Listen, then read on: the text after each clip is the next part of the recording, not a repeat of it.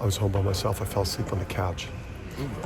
So this type of things happen when she leaves me by myself. You know? Woke up with a sore back. Woke up today, and then it's unraveled from there because I've pushed it hard. I shouldn't have slept on the couch.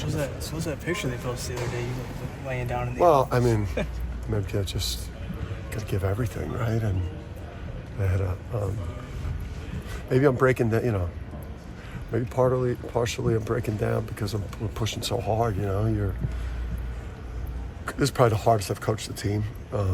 Just to really almost any season. It almost rivals a little bit of year one. Year one here, year one in other places where you're just so hyper vigilant about complacency or any cracks in any techniques or just I've coached these guys, and the staff has coached these guys really, really hard in the preseason.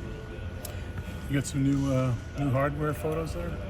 Yeah, I mean, we up until when we get closer to, the first opportunity to win something, sports is, this time of year, we're fully in the we season here, and it's, it's about winning championships, and it's about, winning, period. But those are our targets there. And we've got multiple chances to win trophies, and we want to win as many as we can because that's what our program's all about.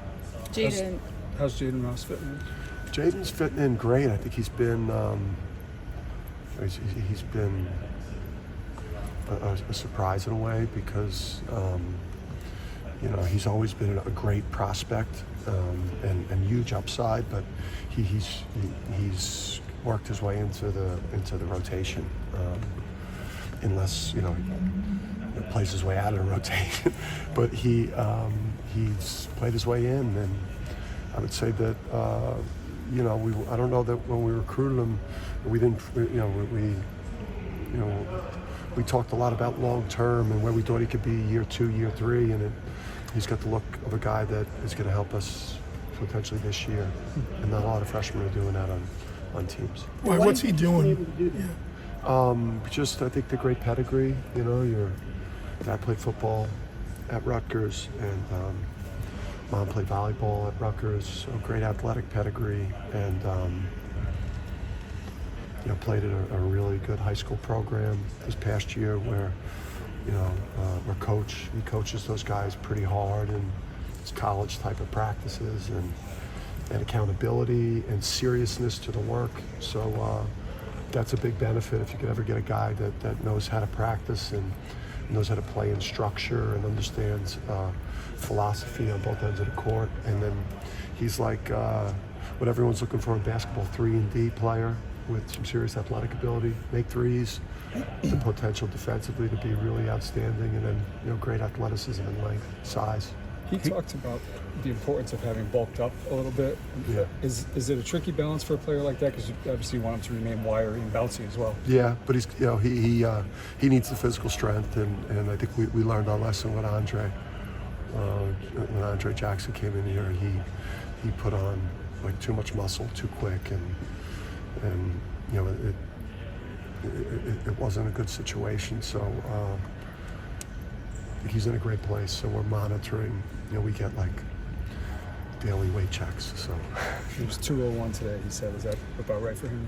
Yeah, I mean, we would like him, to be closer probably to 210. His max weight maybe 215, but he's been great and he's going to play. He said that you always know when to push the team and when to kind of give them more confidence. Do you think part of that comes from seeing your dad coach for so long, or is there an inner instinct that comes in where you just know what to say and know what to do? Yeah, I think I haven't even started to try to build anyone up yet, so I do appreciate him saying that. I take a lot from my playing career.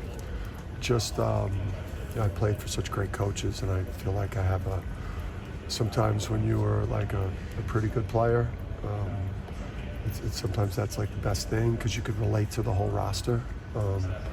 I've had moments in my career where I was the best player, so I could relate to our best players. I've had points in my career where I was a struggling player, so I could relate to the bottom of the roster too. And it's just a feel thing. You got to know people's personalities. You got to spend a lot of time with your people. We spend 11 months a year with our people, so I know these guys, like, I know more about them than maybe even some of their families really know about them, because we see them when they're stressed out and in pressure situations. We see directly how they handle success and failure. So just a feel. How's Jalen Stewart coming along? Stu had a good day today. The guy's got so much skill and so much ability. It's about continuing to mature and transition to the demands. There's so many things going on in his brain right now. Just like things you got to do. When there's a staggered ball screen happening opposite you, and we're in flat 4.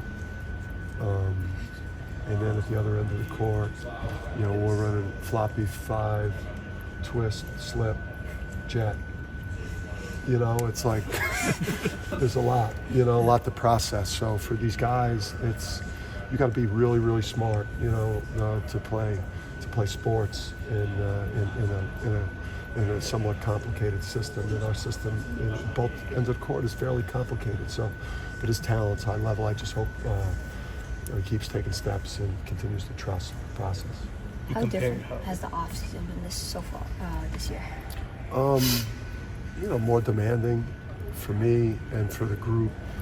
More appearances. More people want to talk to you. More people want you to go to a dinner or throw out first pitch. So those moments in between incredibly hard work has been really cool. It hasn't been distracting whatsoever in recruiting or the way that we work. It's just,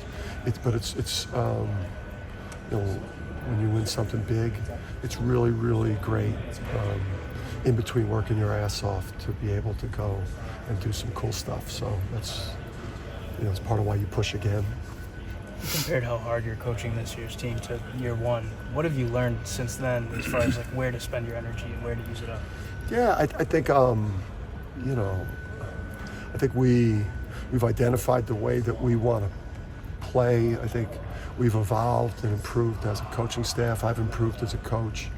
I think the things that I'm fighting about with them are things that are going to impact winning and the quality of the team. And it's about it's about execution. It's about behavior. It's about attitude. It's about IQ. It's about togetherness. I mean, there's so many things that go on with the group.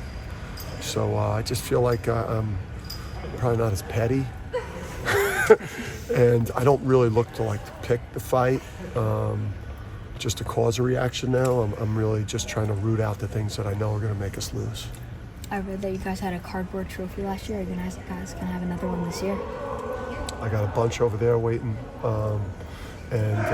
What happens is they're in here, we'll drag them along until the season starts, and then that first trophy that we're going for, that'll be the one we carry around. And then if I feel like we're not playing up to being able to actually get the real trophy, I'll take my shoe in practice and throw it at it, or I'll take a ball and I'll hit it direct, or I'll even go over and kick it.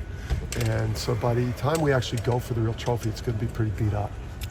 So that's why it looks like that. That's why it looks like that. I beat the hell out of it.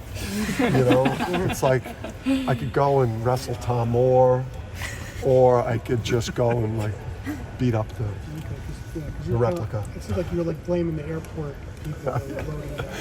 No. I mean, that's probably been a little wear and tear, but it's mostly my work. How's Donovan's rehab coming along?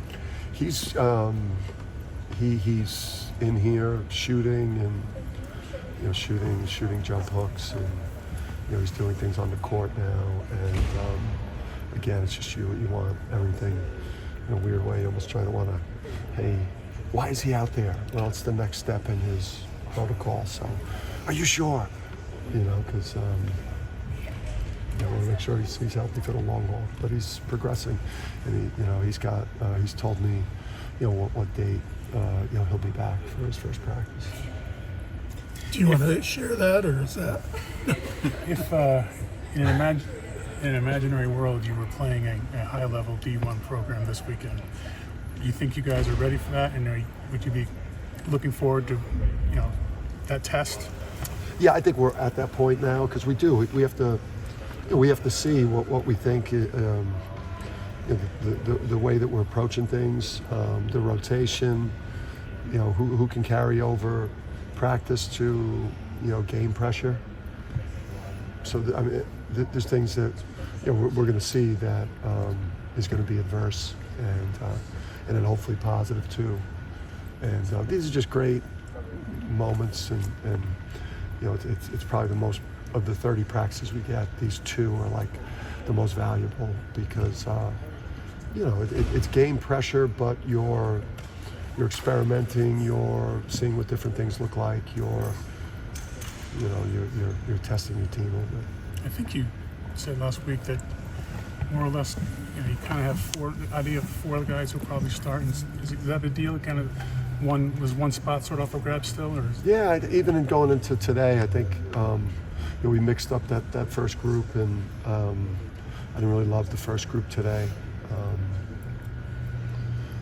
Or at least what would be the first group. I thought even the veterans today didn't, we didn't play. We didn't carry ourselves like champions with the way that we, with the amount of mistakes we made. So you don't always got to play great, shoot it great, have your total sharpest game, but championship level teams just don't make a lot of really brutal mistakes. And so I was on the group today. I was on Alex, I was on Tristen, I was even on Donovan, even though I wasn't in there. Because it somehow was his fault too. Yeah, when you get on Ross, what do you generally get him on? Get on him Just about? off-ball defense, a lot of stuff, ball watching, getting back cut, dying on a screen. You play great possession of defense and solo Steph, Jaden, Jalen. They don't block out and get the defensive rebound. What I heard Aaron Rodgers say, something. Ball security is job security. Like turning the ball over will get you, sat down quickly. Live ball turnovers kill you. So it's like those types of things. The talent with all those guys is just right where we thought it would be. It's one of the few sensible things he's said in recent years. Aaron Rodgers. I've seen him on the Pat McAfee show. He's kind of funny on there. I listen to it while I'm on the treadmill. Dan, can you speak to how this freshman class that's already come in with its credentials and how they're acclimating to playing for you and playing for UConn? They haven't blanked through all the hard practices, and it's like this is a different type of environment. People come in and watch our practices, whether they're media people or the NBA people. I mean, this is a different level of pace, tempo, accountability, competitive nature. So they're and I just you keep just kind of preaching to them that if you can handle this type of pressure that we're applying to you in these practices, you will be able to transition to game night and be able to help us. And they're very talented, and we need we're going to need 3 of these guys at the minimum to be in our 9-man and give us the bench and give us the depth, and so we need them. You've talked about Steph a few times being a playmaker. Is he maturing in other parts of the game? What do you see him improving upon so far? Yeah, I think he needs more. He needs Donovan, he needs Alex, he needs Tristen,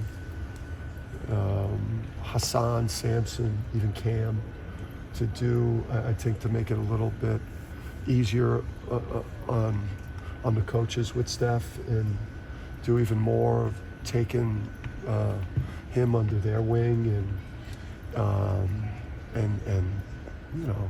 kind of patting him on the back when he needs it, and kicking him in the butt when he needs it, and not just solely leaving it to coaches to get him ready. I mean, that was the beauty of Andre and Adama, and the way they led, and how they helped Jordan, and how they helped Donovan and Alex last year by one guy being incredibly vocal, helping, and then another guy by example, like pulling people to his level in Adama. How would you describe Cam's presence on this team as of now? Does it feel like he's been here all along? It does. There's definitely adjustments he's got to make with style of play and how we do things. Just everyone plays different. So he's trying to get a grasp on that, but he fits right in. He's our type of guy. He's a ruthless competitor, and maybe a little bit too much perfectionist. He's got to chill with that a little bit, but he fits perfectly for what we need, how we play. Looked like he was mad after the 3-point contest in first. That was crazy. I thought was a little over the top. I mean, I tried to, comfort him a little bit, but he wanted nothing to do with me. He was just staring at the white team. And outside the huddle, Luke has a good picture of it where I'm trying to console him, and he's waving me off, get away. I got shot. How different do you think Tristen's role is going to be this year versus last year? Well, I mean, he's got to be more, he had incredible moments. I mean, the triple doubles, his performance in the national championship game, super impressive. Without what he did last year as a starter, being able to bring what he brought, we wouldn't have been able to win it. But now he's got a chance to prove he could be the driving force. Not just a really good starting player. He's got to go out and play like an all Big East player for this to work for us, and for us to be competing for championships again. And he's got a chance to prove that he's one of the best guards in the country this year. I think he feels like he's never quite gotten his due. Well, now he has a chance to get everything he wants this year. How has Yousef practiced lately, and what kind of a role could you see him carving out for the team this year? Yousef is he's gotten so much better, and he's improved so much within the last 10 days that it's impressive. When Donovan is in there, he's got a heck of a hill to climb to get minutes this year, but he's a guy that he's an impact defensive player, and he's a really good, potentially a ball screen player, and he's got an unbelievable spirit, and just you hope guys like him in college, you just want them to kind of stay with you and keep getting better, because he's got one of the greatest spirits you'll see in a player. Back-to-back championships haven't happened since the 2006-2007 Florida teams, and then your brother, the 1991-1992 Duke team. Do you have something to prove with winning it last year? Against my brother? Like a sibling rivalry? No. Matter of fact, I forgot about that one. I think I even might have, I don't even know how I missed that one. I think I might have even said before Florida, it was like Oscar Robinson or something. So I didn't even mention Duke, and I was at all those games too, which is Or John Wooden was 7. Or John Wooden, but it's when you have a chance to potentially make history and do something that, with the portal and with NIL and with early entry, NBA, where the way our roster turned over, and most people, we were unranked last year, and obviously we're ranked fairly high this year. The chance to make history, it's how you couldn't put everything that you have into pursuing that, and to have a potential legendary career at a legendary place and be a back-to-back champion is something worth putting everything into, to the point where you can't walk because you're having back spasms. Or you're laying on the ground in the locker room because you feel like your head's going to explode. Does being higher ranked in the standings make it more easier or more difficult coming into the season?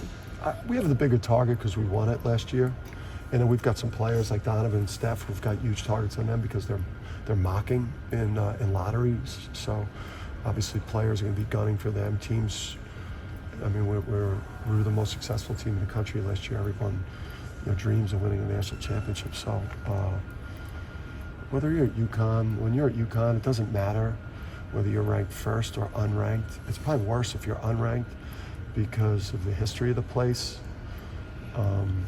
it really doesn't matter because the standards are so high. So it's like some coaches are like, I don't want to be ranked that high. It's too much preseason pressure.